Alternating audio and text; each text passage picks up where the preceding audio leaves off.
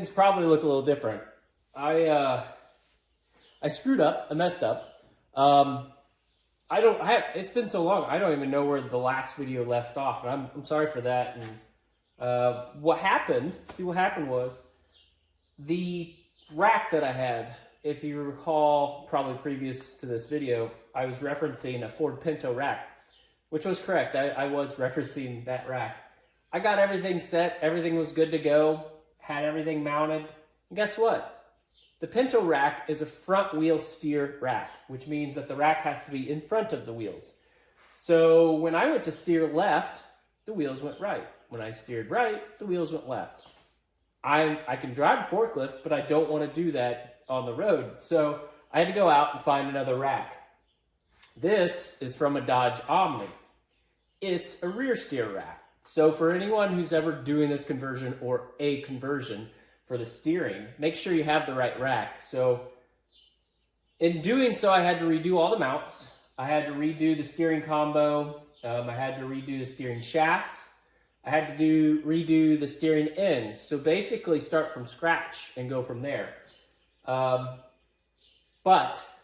success, I have got it done. It's taken what was going to take a week, took about, I'd say, a month and a half, 2 months, somewhere in there, because of parts, because of incorrect ordered parts, because parts that were ordered were incorrectly sent from the people I bought them from. So it's just been a mess. So anyways, I didn't even record anything because I didn't know how it was going to turn out. I didn't want to lead anybody down the wrong path, and I didn't want to do a bunch of editing. So here it is, all nice and painted. It's good to go. So when I steer left, it goes left. When I steer right, it goes right. Ta-da! So that all works. No binds. That was a difficult part with these knuckles. So if you're doing this, there's only so much degree that they can go. And that's why I had to put this guy here. I don't know if you can see it. Probably take off the mount. Excuse my goober welds again. But hey, gotta get it done. So this mount here is what holds this bar. So when you turn, it keeps all the joints in line. All right, so, and if you look this way, this is pretty slick. Right through here is where I'm gonna put that header, right? So it actually helped with the header area. So it's all gonna clear, which is nice. You also might have noticed that I've been a little busy on some other things that I want to update on. Got that panel welded out. All the master cylinders are all done. So we're good there. They're all, well, I shouldn't say done. They're hooked up. And the pedals are hooked up. So I will show you that in a second. What else have I done? Just everything's painted. I still got to cap those off and then run a bar from here to here for the main front support.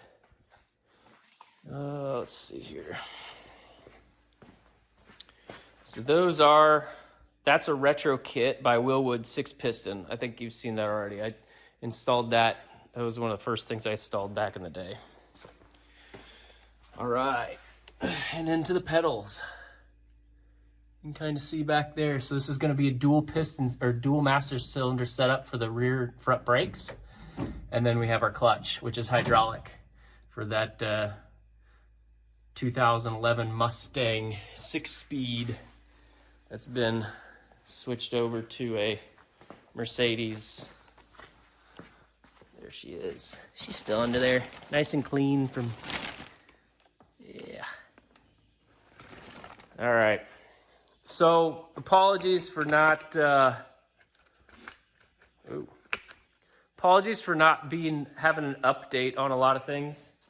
That's my bad, but I didn't want to gum it all up. So I've been working on the rear shocks, had some issues with the mounts back there, but we're working through that as well. And so I think next thing on the list is we're still working on the prototyping. We had some issues with the mill. Kyle's back in town, so we're gonna look at rewiring one of the runs there for the Y-axis to get that back going. We're doing the velocity stacks. We're actually going to be making those out of ABS on the 3D printer in the powder coating oven to basically heat the environment to what it needs so that it can adhere to the plate and the layers are done correctly.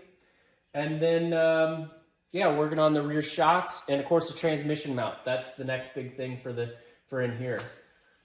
So I'm going to try to keep updated more, but if we keep having hiccups like we did before, it may be intermittent. So thanks for sticking around. Also, appreciate all the views, appreciate all the subs. Thanks for the subscriptions, subscriptions for subscribing. I think we're past 400 now, so awesome. Glad you guys are enjoying it. I'm trying to work like heck to get this thing, keep progress, right? But it's been a little difficult for sure. So I'm gonna keep plugging away. Until then, see ya.